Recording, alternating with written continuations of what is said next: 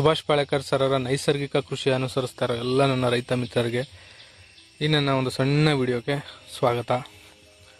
ಈ ವಿಡಿಯೋದಲ್ಲಿ ನಾನು ಏನು ಹೇಳೋಕೆ ಹೋಗ್ತಾ ಇದ್ದೀನಿ ಅಂದರೆ, ಈ ತರಕಾರಿ ಬೆಡ್ಗಳನ್ನ ಮಾಡಿ ನನಗೆ ಆದ ಅನುಭವನ ನಿಮ್ಮ ಹತ್ರ ಹಂಚ್ಕೋತಾ ಇದ್ದೀನಿ. ಈ ವಿಡಿಯೋದಲ್ಲಿ ಏನೋ ಅನುಭವ ಅಂತ ಹೇಳಿದ್ರೆ,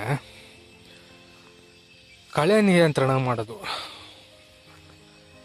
ಇಡೀ ಬೆಡ್ಡಲ್ಲೆಲ್ಲ ನಿಮಗೆ ಕಾಣ್ತಾ ಇರ್ಬೋದು. ಇದೆಲ್ಲ ನಾನು ಉರುಳಿನ ಕಿತ್ತು ಮಲ್ಚಿಂಗ್ ಮಾಡಿರೋದು. ಉರುಳಿನೂ ಹಾಕಿದ್ದೆ ಜೊತೆಗೆ. ಕಳೆ ಬರುತ್ತೆ ಅನ್ನೋ ಇಂಟೆನ್ಷನಲ್ಲಿ ಉರುಳಿ ಹಾಕಿದೆ. ಉರುಳಿ ಹುಟ್ಟಿದ ಕಡೆ ಕಳೆ ಹುಟ್ಟಿಲ್ಲ. ಆದರೆ ಕಳೆ ಹುಟ್ಟಿರೋ ಕಡೆ ಉರುಳಿ ಹುಟ್ಟಿಲ್ಲ. ಇಲ್ಲಿ ನೋಡಿ, ತುಂಬ ಕಳೆ ಆಗ್ಬಿಟ್ಟಿದೆ. ಕಳೆಯಿಂದ ಏನೇನೆಲ್ಲ ಸಮಸ್ಯೆಗಳಾಗ್ತಾಯಿದೆ ಅಂದರೆ ನೋಡಿ, ಅಲ್ಲಿ ಮುಂದೆ ಬೆಡ್ ಮಾಡಲಿಕ್ಕೆ ಕಷ್ಟ ಆಗ್ತಾಯಿದೆ.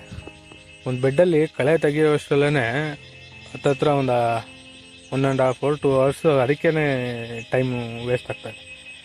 ಹತ್ತತ್ರ ನಾನು 10 ಬೆಡ್ ಮಾಡಿದ್ದೀನಿ ಟೋಟಲು. 10 ಬೆಡ್ಡಲ್ಲಿ ಕಳೆ ತೆಗೆಯೋದೇ ದೊಡ್ಡ ತಲೆನೋವು ಆಗ್ಬಿಟ್ಟಿದೆ. ರೆಗ್ಯುಲರ್ ಮೇಂಟೆನೆನ್ಸ್ ಮಾಡಬೇಕು. ರೆಗ್ಯುಲರ್ ಮೇಂಟೆನೆನ್ಸ್ ಅಂದರೆ, ಒಂದು ಬೆಡ್ ಹಾಕಿದ್ವಿ ಅಂದರೆ ಅದ್ರಲ್ಲಿ ಬರ್ತಿರೋ ಸಣ್ಣ ಪುಟ್ಟ ಕಳೆ ಎಲ್ಲನೂ ಆಗಿಂದಾಗೆ ತೆಗಿತಾ ಇರಬೇಕು. ಆವಾಗ ನೋಡಿ,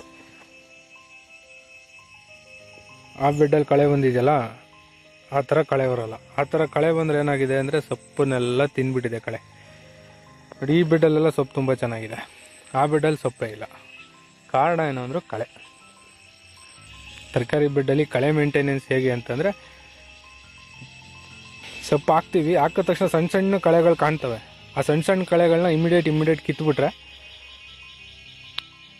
ಸೊಪ್ಪು ತುಂಬ ಚೆನ್ನಾಗಿ ಬರುತ್ತೆ. ಇಲ್ಲ ಅಂದರೆ ಕಳೆ ಸೊಪ್ಪನ್ನ ಡಾಮಿನೇಟ್ ಮಾಡಿ ಸೊಪ್ಪೆಲ್ಲ ಸತ್ತೋಗ್ಬಿಡುತ್ತೆ.